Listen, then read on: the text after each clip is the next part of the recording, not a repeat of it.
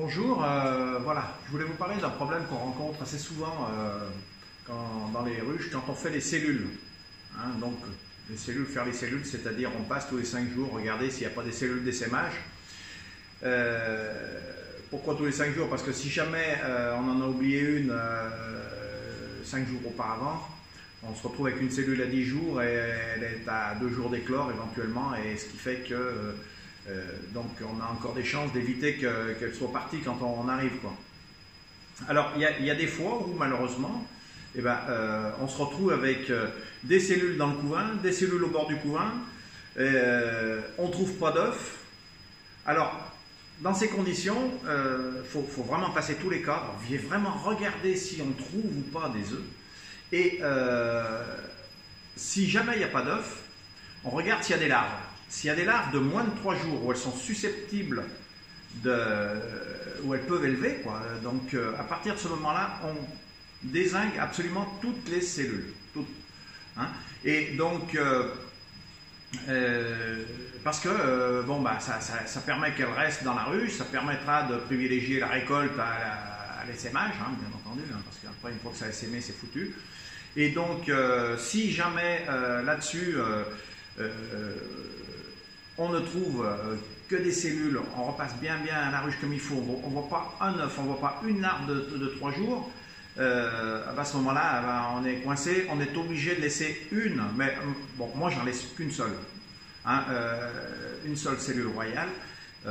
Qu'est-ce qu'il faut faire à partir de ce moment-là? Vous repérez le cadre sur laquelle vous avez laissé, vous pensez qu'elle est jolie. Si vous en trouvez une encore plus belle, plus grosse, à ce moment-là, on revient un peu en arrière, on récupère sur le cadre, on enlève celle qu'on a laissée. Faut en laisser qu'une seule, d'accord? Et là, donc, pourquoi je vous dis ça? C'est parce que ça vient de m'arriver à le rucher où j'ai fait ma vidéo sur lequel je fais ma récolte. Il y en a une, j'avais marqué laisser une cellule. Je ne sais pas comment j'ai fait mon coup, parce que à peine 10 cm à côté, il y en avait une autre que je n'ai pas vue.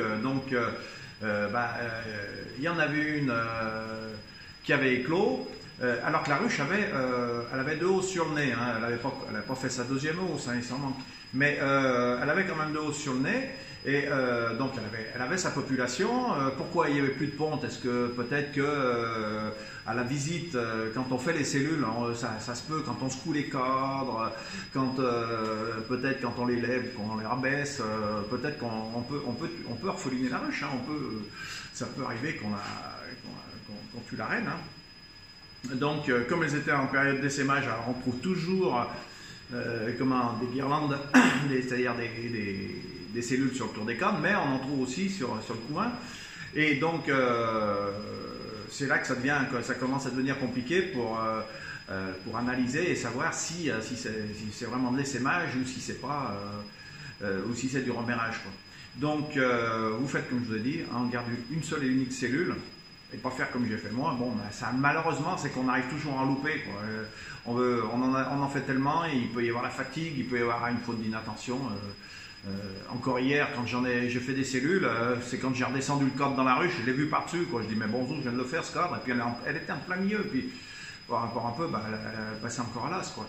Donc, autrement, il va se passer, je vais vous faire voir. J'ai fait une vidéo, j'ai décroché les seins avant, et c'était un monstre qui faisait, je ne sais rien, 80 cm de haut, et peut-être plus. Et donc, c'était un monstre, quoi. Donc la ruche, il y avait plus une abeille dans les 2 hausses, c'était vide dans le corps, c'était purgé, mais d'une façon incroyable.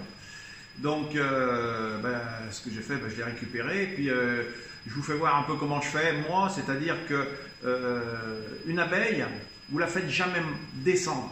C'est très dur à faire descendre une abeille. Elles adorent monter, quoi. Donc vous faites, moi j'ai mis mon toit de ruche devant l'entrée, je l'ai fait plaquer contre l'entrée de la ruche. J'ai calé avec des vieux bouts de palette que j'avais dans le rucher, que ça fasse une pente. Après, j'ai récupéré mon essaim, donc j'ai pris mon seau où je mets ma paille dedans, je l'ai vidé. Comme ça, elles ont moins de facilité à remonter autour du seau, vu que c'est du plastique. Et puis avec le couvercle, vous mettez le couvercle, ça évite que le temps de le ramener à la ruche, il n'y en ait pas trop qui s'envolent. Et donc, malheureusement, j'ai été obligé de le faire 3 fois avant de trouver du moins. J'ai trouvé la reine dans le seau, j'ai jamais pu l'attraper, et puis après je ne sais pas où elle est passée. Enfin bon, au bout d'un moment, il était tout dans la ruche, donc à mon avis, elle a dû rentrer. Mais bon, alors quand vous récupérez les seins comme ça, hein, donc j'avais laissé, comme je vous dis, hein, j'avais laissé une cellule, manque de bol, c'est que j'en avais oublié une autre. Alors donc quand j'ai repassé ma ruche, hein, bon, il y avait la cellule qui avait éclos, mais l'autre, je l'ai tuée aussi, l'autre cellule, hein, j'ai enlevé, parce que vous remettez un essaim, s'il reste une cellule, le lendemain, il est de nouveau dehors. Hein. Donc il faut absolument, quand vous remettez l'essaim dans la ruche, ben, vous mettez, vous enlevez toutes les cellules qu'il y avait, et là, à ce moment-là, donc je vous ai dit, moi je l'ai vidé, mon seau, je l'ai vidé doucement sur mon toit de ruche, et puis là, vous allez voir la vidéo, ça remonte absolument tout dans la ruche. Vous le faites dans cette ruche-là. Si vous avez une ruche qui n'est pas trop forte et puis que vous n'avez pas trouvé d'où sortait cet essaim, ou alors ça peut être un essaim d'ailleurs, hein, bah soit vous flinguez la reine de la ruche et puis vous faites pareil. Si vous le jetez dedans, il y a de la casse. Hein, vous trouvez des abeilles mortes devant, elles se foutent d'une peignée. Là, si vous en fumez un votre ruche et vous le faites rentrer comme ça en le faisant monter devant, il y a très rarement de bagarre, quoi. Ça rentre et puis c'est terminé, c'est accepté. Hein, après, faut faire gaffe, comme je vous dis, il faut bien enfumer la ruche parce qu'autrement elles vont flinguer la reine qui vient de rentrer. Hein, ça m'est arrivé il n'y a pas longtemps. D'accord. Mais en attendant, pour recharger une ruche qui ne vaut pas grand chose, ça peut être le principe, quoi. Voilà. Donc, jamais essayer de faire descendre un essaim, vous le faites toujours monter. Hein, c'est la base, quoi. Un essaim, une abeille, elle monte, elle descend difficilement. D'accord. Voilà, je vous fais voir la vidéo derrière et puis vous ferez comme vous voulez après. Mais bon, moi, voilà, c'est comme ça que je procède. Voilà. Je coupe. À bientôt.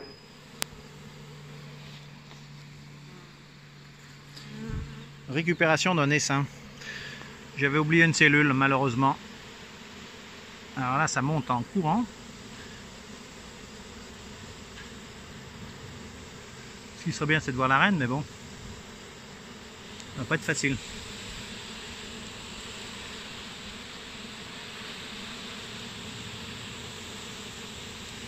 J'ai donc calé le toit devant la ruche jusqu'à ce qu'il atteigne la planche de vol. Et puis je pose l'essaim sur le toit et ça remonte. Tout simplement.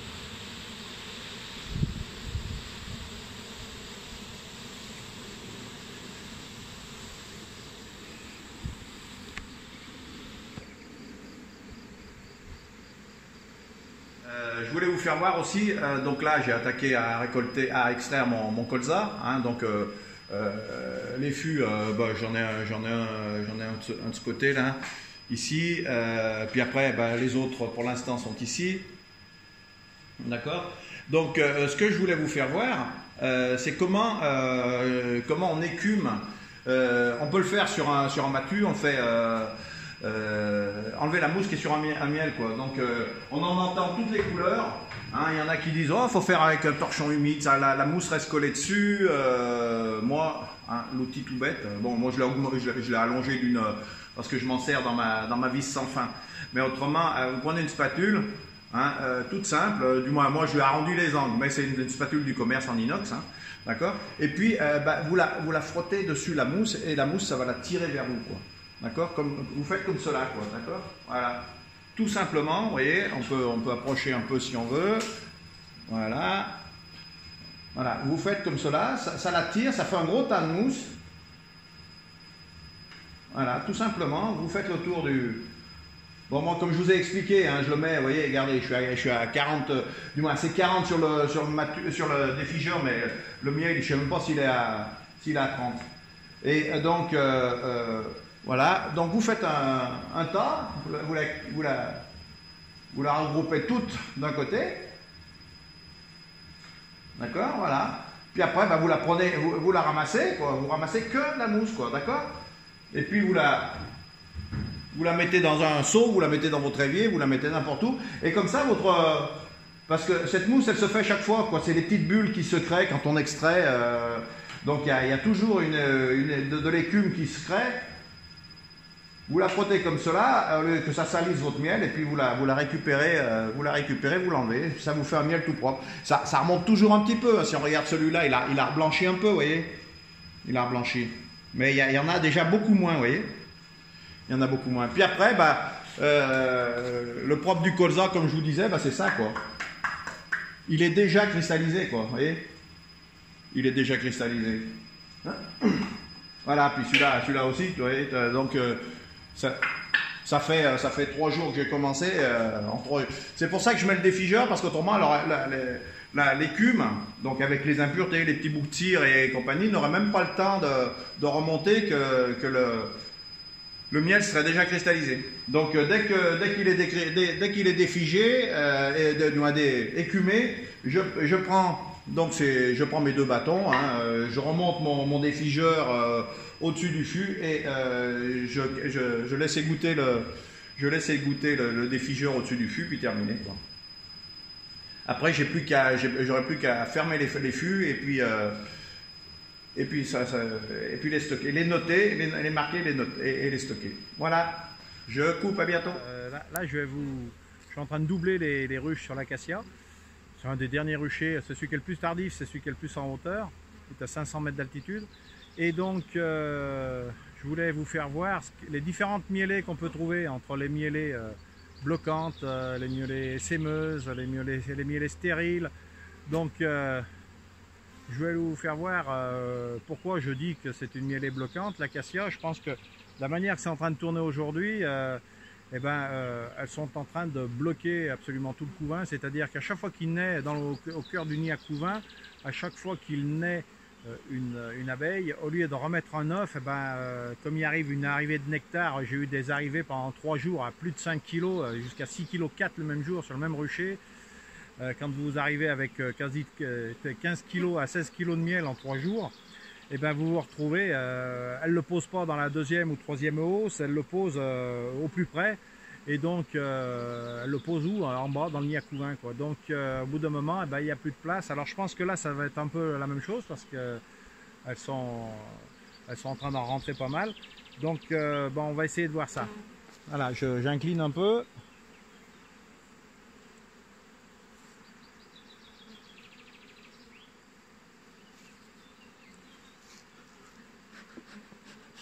Donc là, je vais un peu les enfumer parce que d'habitude, quand je mets je double comme ça, je touche même pas l'enfumoir. Elles sont tellement occupées à récolter qu'elles ne vous embêtent pas. Et puis toutes les butineuses sont auprès, ce qui fait que c'est pas celle-là qui embête le plus, quoi.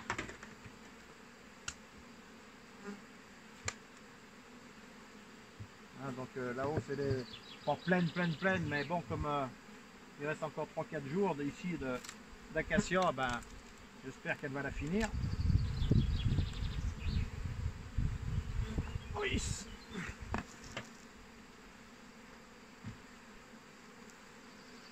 Donc déjà on voit que, je ne sais pas si vous voyez d'aussi loin, mais si on regarde, il y a déjà du nectar qui coule un peu de partout là.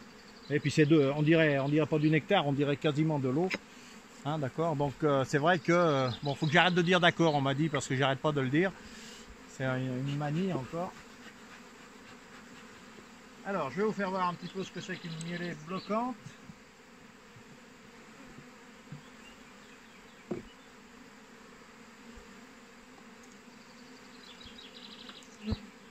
Donc là, elles se sont un peu calmées quand je dis à l'essaimage. Quand je dis un peu, parce qu'il y en a une là derrière, elle s'est encore barrée alors que j'avais fait les cellules il y a 4 jours. Voilà, d'accord. Donc je ne sais pas si on va arriver à voir, mais si vous regardez ce cadre, il n'y a quasiment plus d'œufs. Je ne sais pas si on y voit, hein, je ne peux pas vous le garantir. Je vous verrai, parce qu'il y a le soleil, alors donc j'y vois rien. Mais si on regarde, ça brille de partout, il n'y a plus un œuf, il y a un petit peu de couvain, vous voyez ici, là.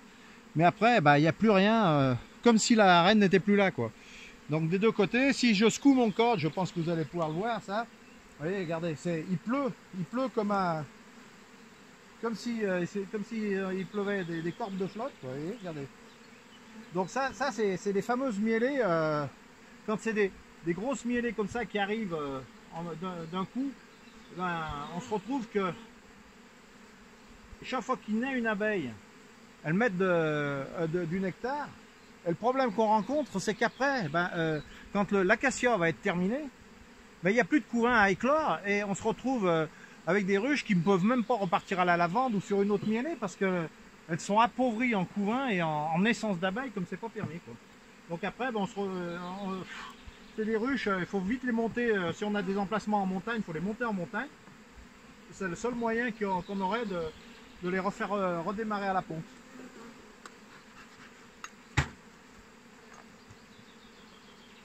Oui.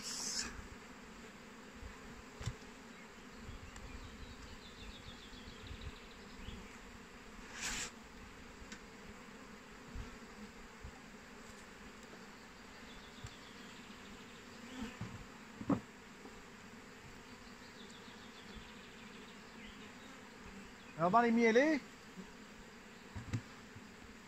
vous avez, donc ça, j'appelle ça une mielée bloquante, parce qu'il y a tellement d'arrivées de nectar que elles ne mettent rien d'autre que du nectar dedans. Je vais me mettre un peu à l'ombre là, moi je suis sûr de me voir, au moins moi de me voir. Et donc, ouais, je disais donc, ça, j'appelle ça une mielée donc bloquante.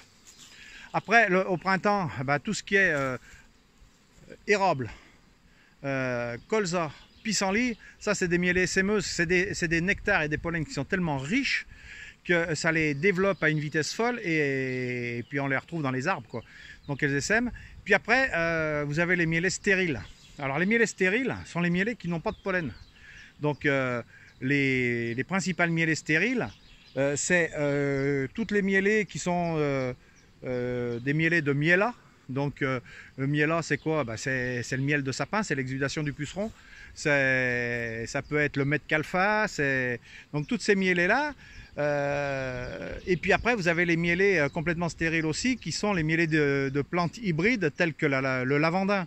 Hein, quand on parle du miel de lavande, c'est du lavandin, et le lavandin, eh ben, c'est un hybride fabriqué par l'être humain, hein, et donc qui n'a pas de pollen. Et à partir du moment où il n'y a pas de rentrée de pollen dans une ruche, eh ben, la reine arrête de pondre. Et on se retrouve à la sortie de ces mielés-là, avec quelquefois, quand ça veut cracher, des grosses récoltes, mais avec des ronds de couvain. Il reste 2 ronds de couvain, mais alors gros comme ça, et puis on n'a plus personne dans les ruches, quoi. On a comme je dis, 2 ruelles d'abeilles, 3 ruelles d'abeilles dans une ruche qui revient de la lavande, sur le plateau d'Albion par exemple, ou sur le plateau de Valençol. On n'a plus personne dans les ruches, quoi. Bon, ça a un énorme avantage par contre, hein, c'est comme il y a un arrêt de ponte, et ben, c'est très néfaste pour le varroa, et c'est très faste pour l'abeille, bien entendu, parce que comme ça fait une coupure de ponte, et ben le varroa, la population du varroa chute énormément. Et si on traite à ce moment-là, le varroa, eh ben, on a comme il est sur les abeilles plutôt que d'être dans le couvain, et ben tous les varrois phorétiques se retrouvent pris au piège du traitement, quoi. Ce qui fait que pour le traitement, concernant le varroa, c'est très bon. Hein, les traitements sont très efficaces. Voilà, donc les mielées bloquantes, c'est le sapin, c'est la lavande, le metcalfa, mais ça c'est pas trop dans ma région, mais c'est le même genre.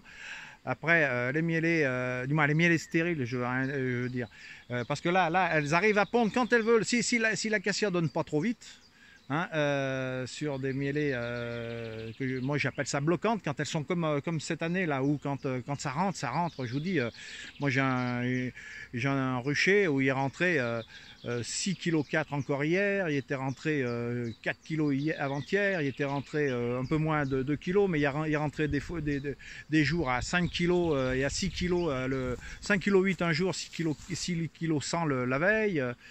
Quand vous avez des rentrées comme ça, vous vous retrouvez à plus avoir un œuf en bas, quoi, dans le corps. La reine arrête de pondre. Elle privilégie toujours la récolte à la ponte. Alors donc après bah, ces ruches-là, quand l'acacia s'arrête, et ben il n'y a plus personne à éclore, quoi. Il n'y a plus personne à naître, et on se retrouve avec des ruches qui vont chuter en population énormément, parce qu'en plus faire des journées comme ça les fatigue. Une abeille se tue au boulot, hein. Une abeille qui bosse en ce moment, quand elle a duré 45 jours, c'est le bout du monde.